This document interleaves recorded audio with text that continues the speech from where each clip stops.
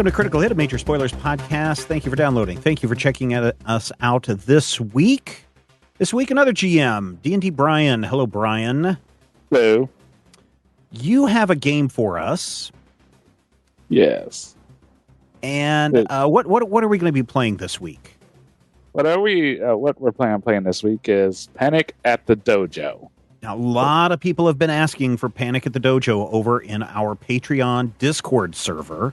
So for those of you who are not patrons, now's a perfect time to sign up and become a patron. You get access to exclusive patron-only Discord channels where people go in and they're like, hey, did you guys ever consider playing this game? Or, you can find out what we're doing a couple of weeks in advance. And I have seen Panic at the Dojo pop up a lot in the RPG discussion group as well as the patron Critical Hit channels.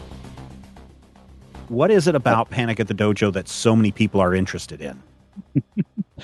Well, it's a interesting mechanical concept game. It is a very tactically focused, combat-oriented kind of tabletop RPG. So, if you're into that, if you're someone who misses that particular focus of 4th edition, this really might scratch the itch for you there. It really kind of narrows down and focuses upon that particular aspect of play above all else. It is kind of a kung fu shonen themed high action, high power kind of game. Hi, Kiba. Yes. So what do we need to know about Panic at the Dojo? We know it's tactical based, crazy kung fu, Saturday morning Jackie Chan adventures type stuff. Yeah. What do we need to know about the mechanics of this game? Because as I read through the manual, to me, it felt a little bit like Street Masters, where you gain tokens and then you can use these tokens to power up your damages, your skills that you're going to use to attack the other team. Is that kind of how this game works? Or maybe explain a little bit more how the system works? Yeah, that's pretty much the broad strokes. Basically, each player character has 3 stances that they'll be selecting. That'll basically give them abilities that they can perform in addition to the standard basic actions and a range of how far they can use the abilities, and probably most importantly, their dice pool that they'll be rolling. And with that, they'll get the values that they can spend to activate different abilities depending on what stance, in addition to the basic actions. Generally, the idea is to reduce your opponent to 0 HP or get them all thrown off the map within the same time. Okay. And so is there a lot of role play then in this, or is this pretty much just let's get right into combat? I think you can do it either way. The mechanics outside of combat are kept very minimal. Basically, if you're doing what's effectively a skill challenge in this particular system, you have to largely determine what basically what skill that you have that would be applicable to the situation. And basically, if you have one that fits, then hey, then you succeed. If not, then you fail comically. Yeah. And largely that just kind of determines whether or not you're going to be ambushed in the upcoming fight or not. Okay. So one of the things that, and Brian did a lot of, and Rodrigo, feel free to jump in on this section. Brian did a lot of pre-warm-up for us, like 3 or 4 days before. He's like, hey guys, start thinking about your archetypes. And there are all sorts of different ones in here. You can be like a punk, you can be a teacher, you can be an angel, you can do all of these things. And then those kind of set you up for how your character is going to be. So, it's not like someone's playing an orc or someone is playing a wizard or anything like that, but that's kind of what these archetypes are like. Yeah. They generally give you a general theme or concept or mechanical niche that your character is going for within that archetype.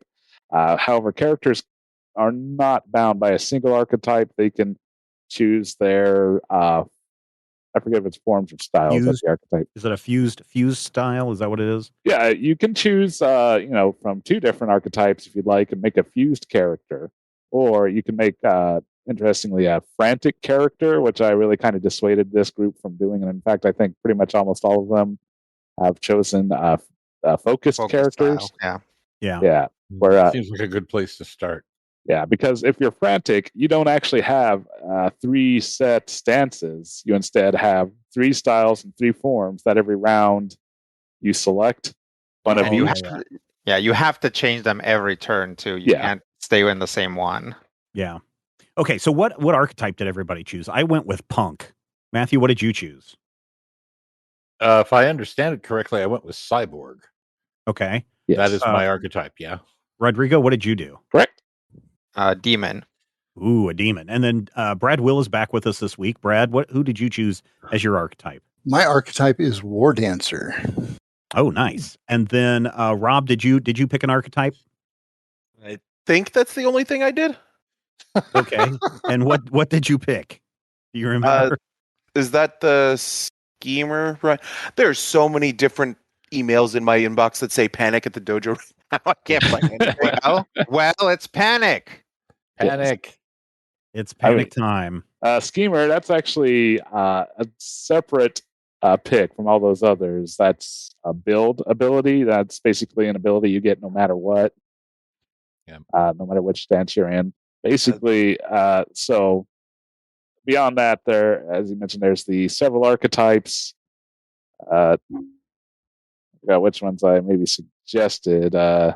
Probably Trickster for the traps, or Flame tongue for the Yeah. oh no, yeah, Flame Tongue burn. does a lot of traps and burn. Yeah, I remember seeing an email about that, but again, I have 40 emails that say "panic at the dojo." Well, and the other thing too, that originally when I sat down and to look at the archetypes, I was like, ooh, I kind of want to go with this type. And then I was like, each of these archetypes have complexity levels from 1 to 3. And so the more complex the character is, the more stuff is happening. And so originally I backed off from a complexity level of 3 down to the punk, which is just complexity level of 1, because learning a new system, I was just not ready to deal with all of that extra stuff. I think I was going with the underdog originally, and that was a complexity of 3. Yeah, and I went against my better judgment. There's actually a standing rule when Rodrigo was running Critical Hit of don't let Matthew pick if-then powers that only work sometimes. And when I looked at this, I actually chose the archetype that thematically works with what I want to do, but it's going to force me to do if-then powers. So I feel like this is a real chance for me to stretch my game playing legs, and also Brian's going to help me a lot. Sure. Yeah, build that flow chart. So I guess the first thing, Rob, is you need to pick an archetype in your character. And with that, you do get, so then that we come up to this idea of the game wants you to create stances, and every character gets 3 stances. Not Ray. Ray is not a stance that you can have. But you pick, your stances are based on a style and a form. And so you go through these lists and they have a whole section of styles and forms. And so you can choose kind of, as Rob, you may look, I don't know if you're going for Trickster or who you're going at, but if you look under that, you'll find a bunch of styles that you can choose from. And depending on the character, there may be 3, there may be 4, there may be more than that.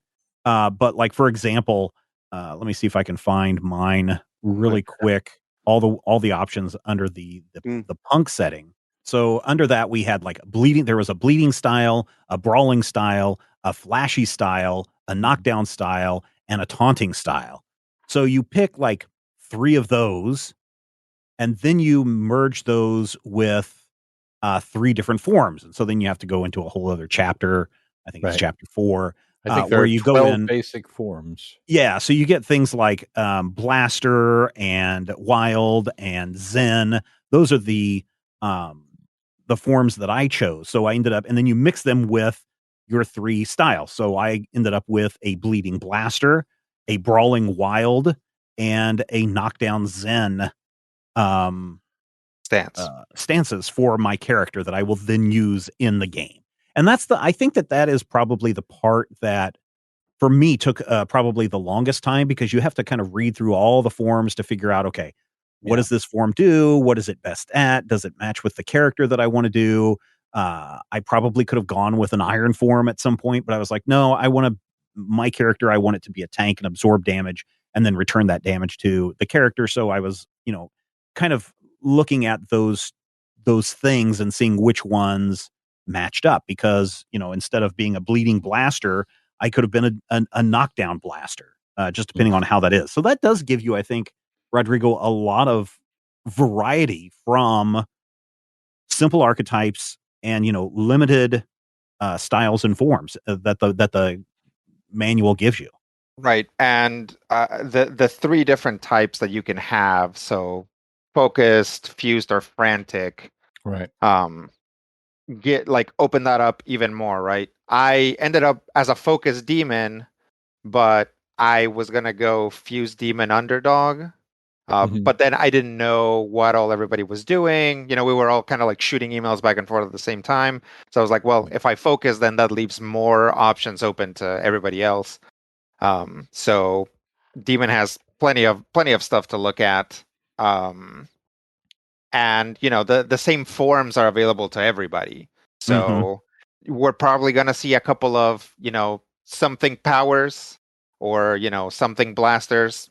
Right. Stuff like that's going to come up. Yeah. Something dancers. I mean, Brian, go ahead, Brian.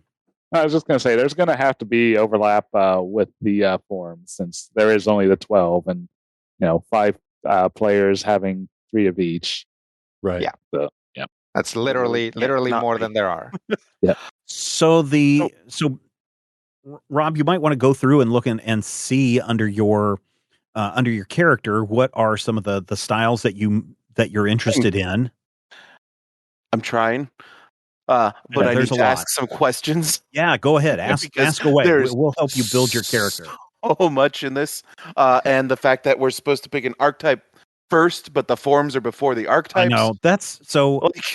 I kind of had. So let me just say this. I kind of had a little problem with the way the manual is structured. Of course, I also had the same problem with Brad's game that we did over there on the Patreon page, the Shadow of the Demon Lord. I didn't like the way that manual was laid out either. So this one does.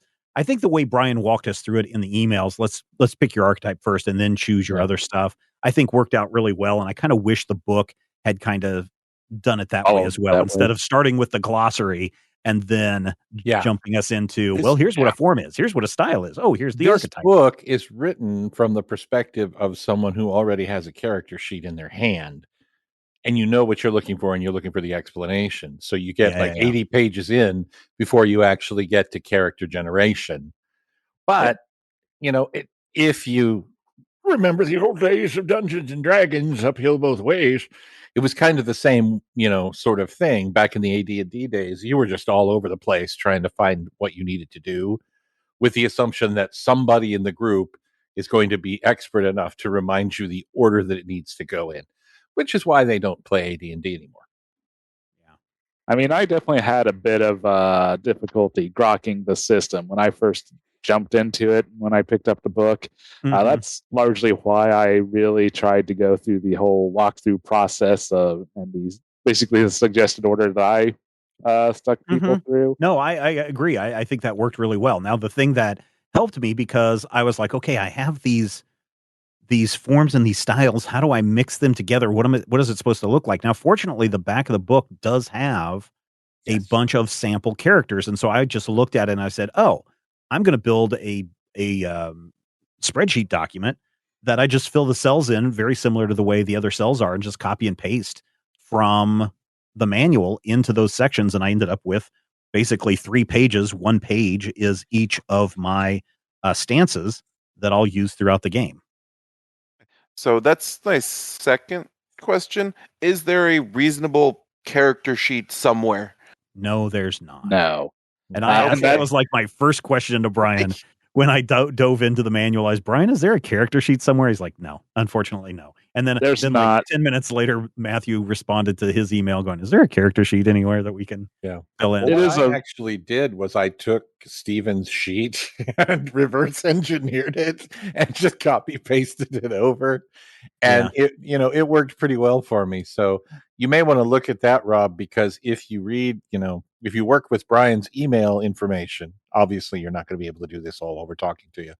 And then reverse engineer to Steven's character sheet. It's actually pretty simple to try and put it all together. Steven has actually made, I don't know, it's not a traditional character sheet, but he's made kind of a flowchart spreadsheety thing that works. Well, like power cards. I look at these as like power cards that you might find in another game. Brad, what did you use for your character sheet? Did you do something different? I just kind of copied.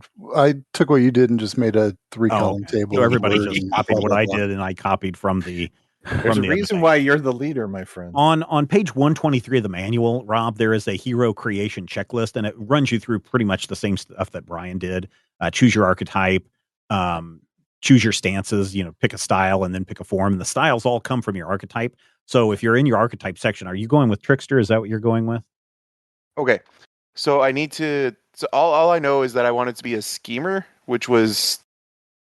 That place traps. Yeah. But I don't even know what that's not an archetype. No, what is that? That's just an ability. You basically at the start or end of your turn, I believe, you get to place a trap. That's where completely divorced.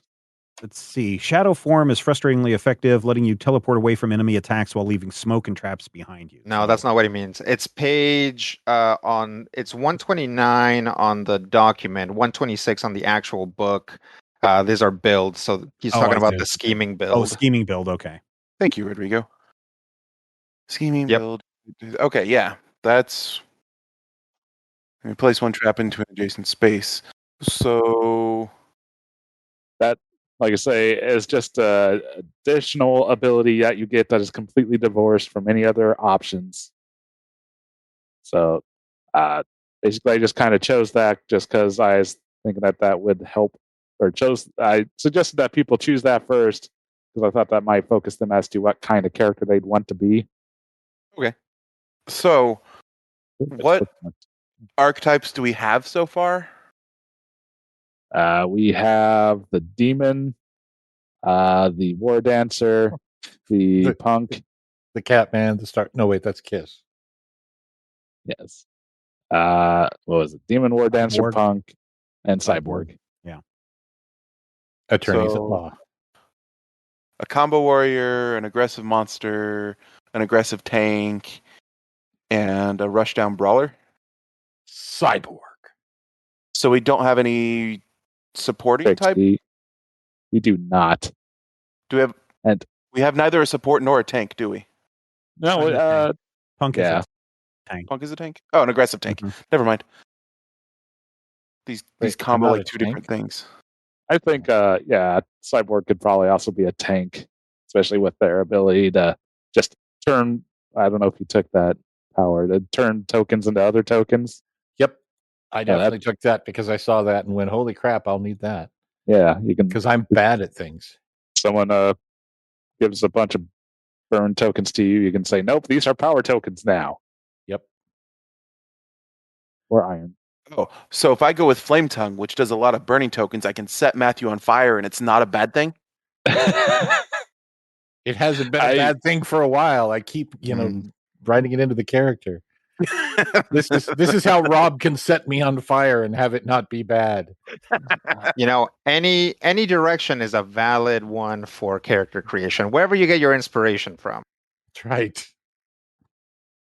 That might be an option. And they also place a lot of traps, at least certain styles do.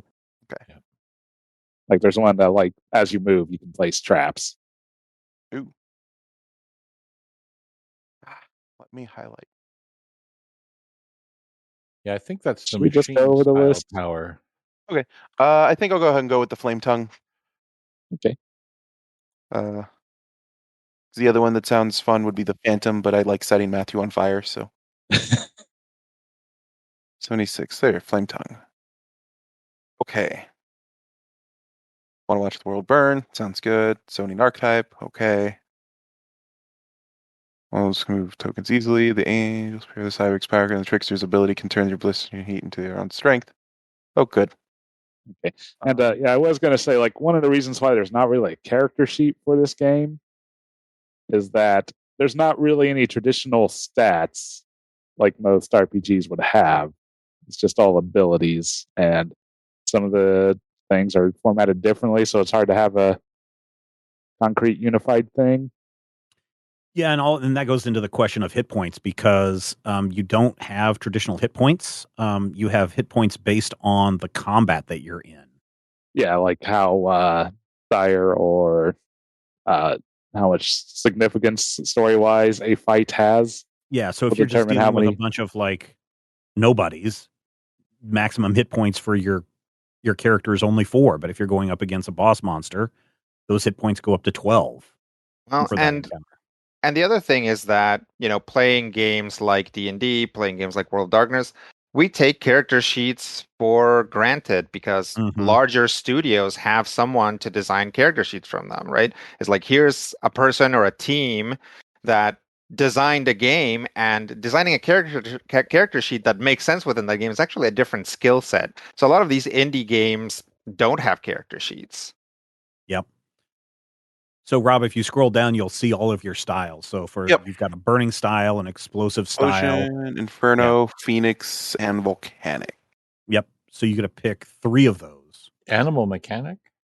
Phoenix. Whenever you would take damage from burning tokens or from traps, you heal that much damage. Oh. We'll go with the Phoenix style. Yeah, but don't know if there's actually any abilities that specifically, like, rules as written let you give burning tokens to allies. Pretty sure they all say enemies, but we could. Cleansing Fire. Choose 2. Give a burning token to someone within range. Okay, there you go. You can heal an ally within range or place a trap within range. That's actually something that's very nice about this game. It seems to be pretty tight in its wording. Like, just the wording for throws, it's like, oh, does this say I can throw enemies but not allies? It's like, no, you can throw stuff. Yeah. Let's see. Volcanic. After you spend speed tokens on free movement, you may place a trap in each space you exit. How do I get speed tokens? You spend dice. One of your basic actions is to spend a number or spend a die value, and you get that many speed tokens. Okay. Inferno style. At the end of your turn, after your burning token is already triggered, you gain 3 burning tokens. Ooh. That combos with Phoenix really well. After an enemy deals damage to you with an action, you may give them all of your burning tokens. You should have the basic actions up in Roll20 now. Oh, nice. They're also like the last page of the book. Yep. Explosion style and burning style. After you deal damage to an enemy, push that enemy one space and you destroy an obstacle, replace it with an edge. What's an edge? Edge is basically a way that you can eliminate characters. Just throw them off the battle map kind of thing. Yeah, as long as there's any other characters on their team, they can just come back in at the start of their turn. But if you remove all enemies from the board, then you win. It's another weird concept in this game. I think I like explosion style. I get to go kaboom. Do I want to place traps running around? Or do I want to just give extra burning tokens? One thing to consider is mobility. Another thing the game or the book talks about is having some sort of like emergency stance, basically, where it like heals you up and allows you to move or away from danger. It sounds like you started out with your healing one. Yep. So you might want to consider either an up close one, or basically look at what you already have and then see if you want to radiate out from that, or if you want to be more specific. Yeah, Phoenix style is a range 1, but it is also my healing one. Explosion style is 2 to 4. So I've got both my up close and my out. Mhm. So with that in mind, Inferno style or Volcanic style would be that nice middle ground on both of those. Tokens are already triggered. You gain burn tokens. When enemies deal damage to me, they get my burn tokens. So I can set myself on fire, or I can run around setting everything on fire.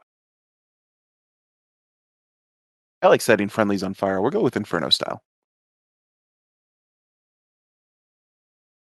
All right, so I've got my 3 styles: Phoenix, Explosion, and Inferno. Yeah, you might also end up changing those when you start looking at the forms if you see like a combo there or something. So now go into the forms section, which is the chapter before this one, chapter 4.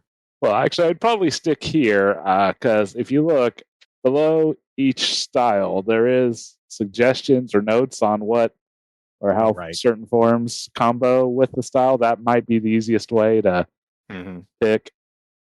I mean, that is one thing I really like about this game. Although I probably would have laid out the book in a different order, like what information they have about, how different mechanics interact is very nice that they do have them there and often repeat information so it's readily accessible. Yeah, very often in books like this, like there is a thrill of discovery to kind of rules heavier systems or tactical systems where you can, you have that moment where like, oh my God, I can combo these two things, but then you have to like go online and be like, do these two things actually combo? This game just tells you, right? They're like, yes, we specifically wanted you to be able to like shoot someone from 6 away, and then because they're 6 away, deal extra damage with this other thing. Like, absolutely 100% that's what we intended. So we've got, what, like 10, 12 forms we said earlier? Something like that, 12 forms. Blaster hits multiple targets, control those control-y things that kind of obvious. Shadow form. All right. Oh, okay. This is why there's a bunch of dice here. Yep. Yes. And I have to pair each of these with one of my styles? Yep. Yeah. Pick, or not pick each. 3 of those. Yeah. Pick 3 of them and pair them with your style. Volcanic was the one with the extra speed tokens, right? Right. I wanted to move a lot. Yeah. Yeah. Okay. So dance form, not necessarily the best. What do iron tokens do? They help reduce incoming damage. You're targeted by an enemy's action. You may spend iron tokens. For each iron token spent, that action deals 1 less total damage to you and moves you 1 less total space than it otherwise would have. Cool. Let's combo that with. Let's combo that with Inferno. So I can do an Iron Inferno. Because that lets me take less damage from. That'll let me take less damage from enemies while still getting myself all the burning tokens that's going to damage me anyways, right? It gives you armor, I believe. Is that correct? Yeah, you have armor, so I reduce all damage I take by 1 to a minimum of 0. And then it also lets me gain iron tokens to reduce the damage and distance I would be moved around. So comboing that with Inferno style, which is putting all sorts of damage stuff on me. Yeah, there you go. Means I'm going to take less damage with those two, or with that. Power tokens. When you de-damage with a hit, you may spend a power token to increase that damage by 1. Power tokens are the opposite of iron tokens. Got it. What are we looking at now? A reversal form. Nice. Which lets you teleport. Also gives you armor. Yeah. Does it actually let you like interrupt stuff? Yep. Gives you counterattack. Teleport within range of an enemy that dealt damage to you this turn, then spend this number on another action. That action must target the enemy you teleported to. Nice. So it's a tank form. I think I'm going to combo that with Explosion. Because that will let me teleport all over the place. Shadow form gets a lot of D4s. Matthew rolls a whole bunch, don't you, Matthew? Which one did you say? Power? Shadow. Oh, Shadow. Yeah, Shadow I think is like 60. Yep, 64. Yeah, I from a rules nerd perspective, I really looked at like Shadow and like the one underdog that just gives you an additional D4. Yeah. That's only if you're HP a 6 or less, though. Sure. But yeah, there's a lot of them that just like, hey, what's your hit points? Well, here's some more actions based on how low your hit points are, or here's a token you get just because of your build. So I do like that a lot too. So, question: Yes. Is there any form that hasn't been used by one of the other guys? Well, Oh, there's going to be duplicates, I think. I know there's going to be duplicates. Right. I'm looking to sure. see if there's one that we've missed. Okay, well, I've got Has Blaster, anyone- Wild, and Zen. anyone taken Song? I have not. I don't think anybody else has either. Although I don't know what Dr. Will took. I think someone, Matthew, one of yours is Vigilance, right? Yes. Yeah, okay, that's what I thought. Is Rob taking all of my stances? No, he's specifically trying to get a stance that nobody else has. So I Does got anyone have control? I feel like that's kind of the I don't have control. no. de facto Rob form. Gosh, you. I have vigilance, power, and shadow. If I had started from a rules side of things, if I'd read through the book first, I would have definitely made a controller because this game sounds like that could actually be fun, as opposed to terrible for everyone involved. But I love playing controllers. Okay, everybody involved except for Rob. I'm going to Which go is with part of the Phoenix fun Song. for Rob. Shush. I am not a griefer. Yeah, I'm going to go with Phoenix Song. Okay. Uh, For the extra X-Men Limited series back in Come back. 99. yeah. Mostly it's if I go to Phoenix style in song form, I'm going to be it's the oh shit button, and we're healing everybody as much as possible. the desperation form. Yes. Okay.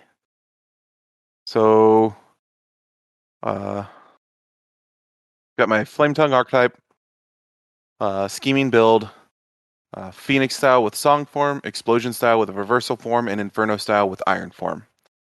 Is there any other mechanical aspect to character creation that we need to go through? Skills. Skills. Yeah. So each of your forms has one skill listed.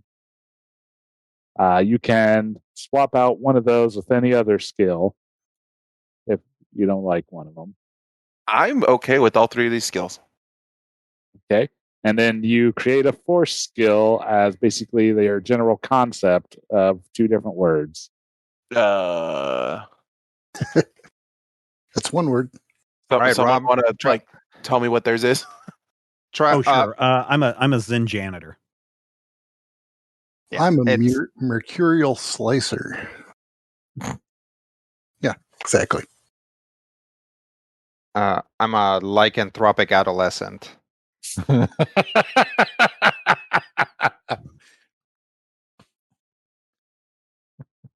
That's Latin for something really funny. Hmm. I'm a hyphenate, so over the hill superhero. Over the hill being one word. Right. That's like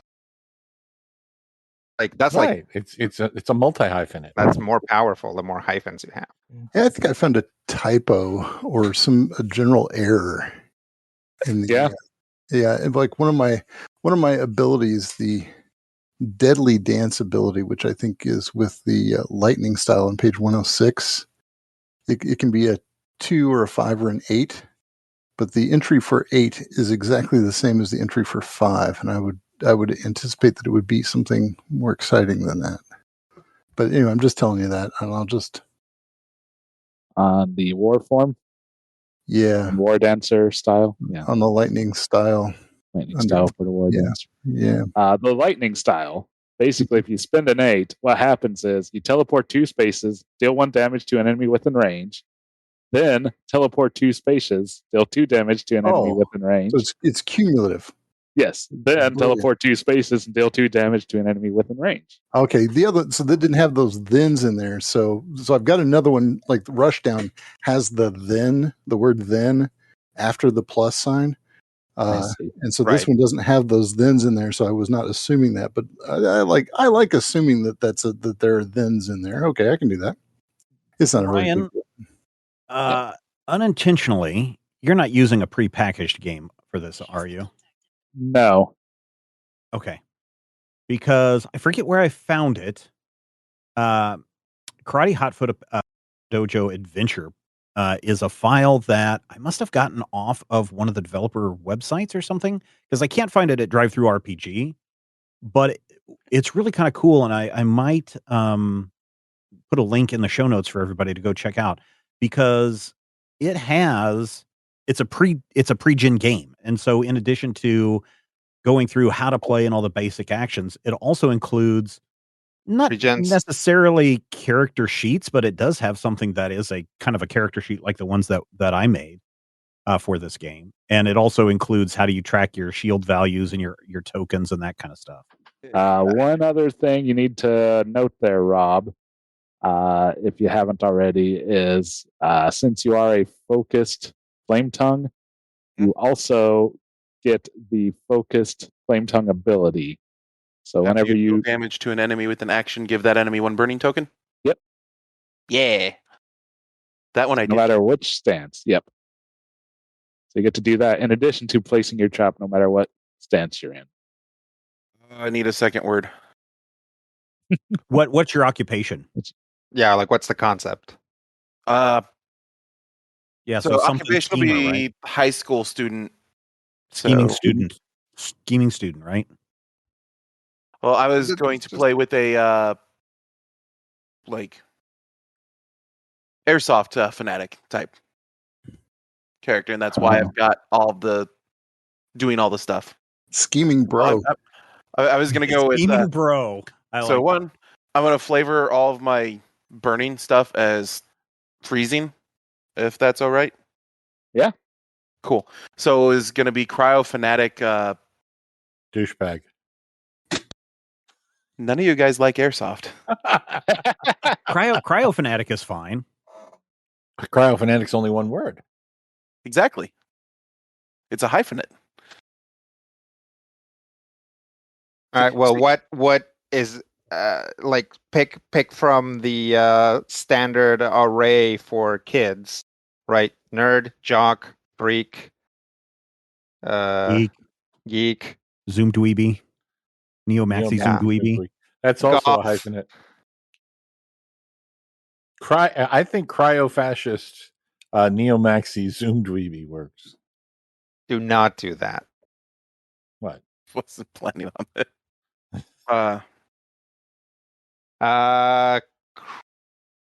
Pizza boy. Wait, you have ice powers, right? And you're a teenager? Yeah. Joe Cool. I mean, I can roll with that for a name.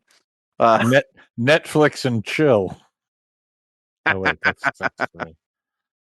I say cryophonetic. What kind of teen are you? Are you like a cool teen or No. a disaffected teen? Are you a stoner teen? You could be stoned cold. So I'm going with like the nerdy, like way too focused on this one hobby type. I put your hyphen on the other word and go abominable snow Urkel. All right. Nice to see you. Oh no. Oh no. This is what you wanted. Chill out, you guys. We have a game to play. Why did you give away my entire plan? Cool it. Chill out. I already got to walk around an entire convention doing that for a weekend. Get to the snow chopper. Yeah, I like abominable snow Urkel. It's not a tumor.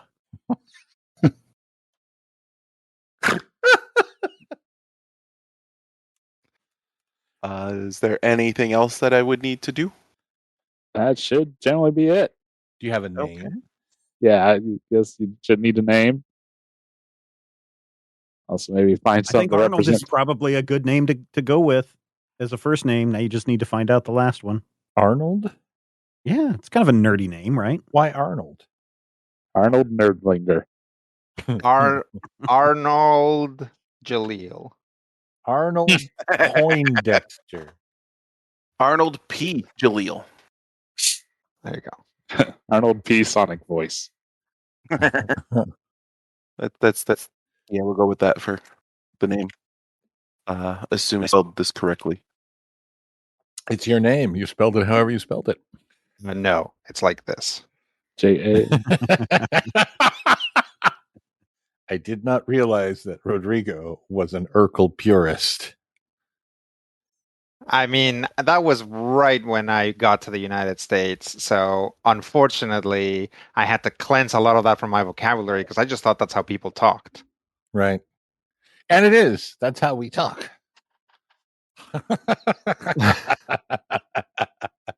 Said people. I love the fact What that else- Steven is what at else- his funniest when no one can see it. What else do we need to know about this game, Brian? I think that's kind of the whole gist of it. I still don't have head points. No, so No. here's the thing. Seriously, so there are 4 different types of battles that you can go in. If I remember correctly, somebody help me here. I think at least 5. Let's see. Okay, so maybe there's 5. So you get to go up against like dorks is like your first group. Featherweight, sorry, It's a featherweight. featherweight fight. Yes. And But so in a wait. featherweight fight, you end up with like 6. six hit points. I thought there was one that was like 4 for some reason. No. So run through them, Brian, because you're obviously on the page that I'm not on. Yep. So there's the featherweight, the lightweight, the middleweight, the heavyweight, and weight of the world. So depending on how much story significance the particular combat has, it's going to be a longer, more drag out fight. Featherweight, everyone has 6 hit points, including the baddies. Heal value is 2, so whenever it says you heal, that's how much you'd heal by. There's no bonuses or penalties or other complications. Lightweight is for still quicker fights, but with a little bit more weight to it. Everyone has 9 hit points, and heal value is 2. Each hero starts with +2 max HP or some other bonuses, but I think we're going to be sticking with the default bonus for a moment. And there's middleweight fights where everyone has 12 hit points. Heal value jumps up to 3. All the heroes again start with 2 max HP, and they can forgo that for other options. There's a heavyweight where 14 hit point health bars. Heal value is 4. And the boost to hit points also. The world weight fight, everyone has 16 hit points, and heal value is 4. At the start of the fight, each hero picks 1 bonus or 1 penalty. If they pick a bonus, it applies to them and only them. If they pick a penalty, it applies to a single enemy of their choice. The director also picks 1 bonus or 1 penalty. If they pick a bonus, it applies to an enemy. Or a penalty, it goes to a hero. So if you missed that part, instead of a GM, they are called a director. Director. So Brian is going to be our director for these next couple of games. Okay, so how we have spent, I know it's a shorter episode this week in this character creation stuff, but I think that it kind of helps people out in kind of just figuring out how this game works. I don't know, Rodrigo, I know you probably spent a lot of time reading through the manual. I read all the way up into the creating enemies part because that part of the book is more for the director. But I kind of dig how this character creation. I mean, once you get through the just the wall of text that you have to get through, character creation is pretty simple, I think. Yeah, definitely. Once you know what you're looking for, maybe after you've played 1 game of this, character creation becomes very easy. Yeah. You know what it felt like to me, and I don't mean this to be terrible.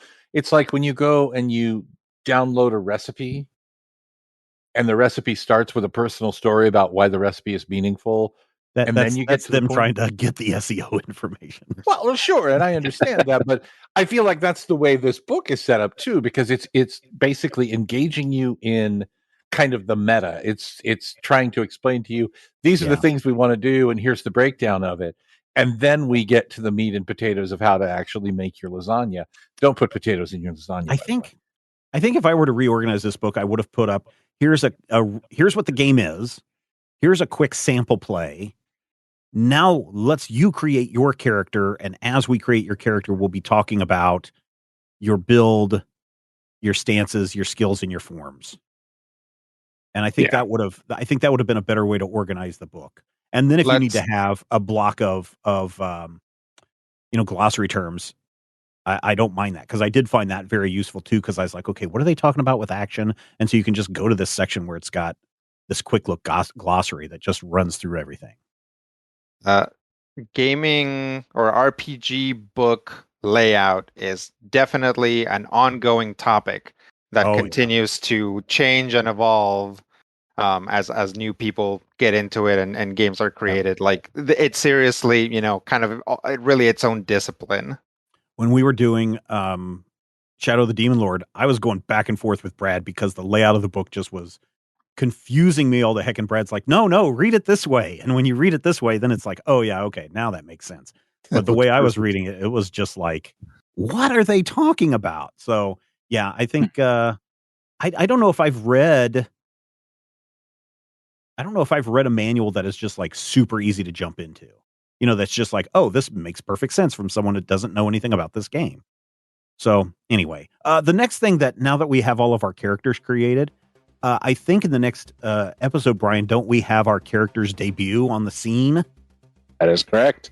All right. Well, listeners, you're going to have to tune in next week and find out how our characters debut. We know at least one character's name. We're going to get the rest of the characters' names next time. Or you could be listening to that episode right now if you're a patron.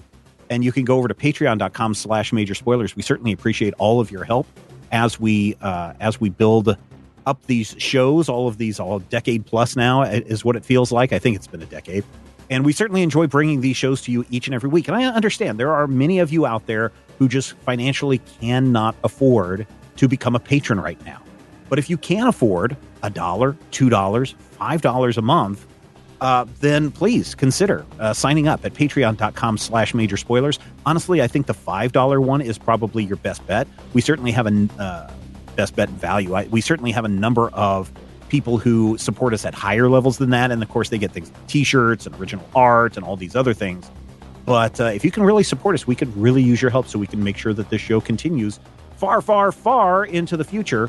So until next time, here's hoping all of your dice rolls are critical hits. This podcast is copyright 2021 by Major Spoilers Entertainment, LLC.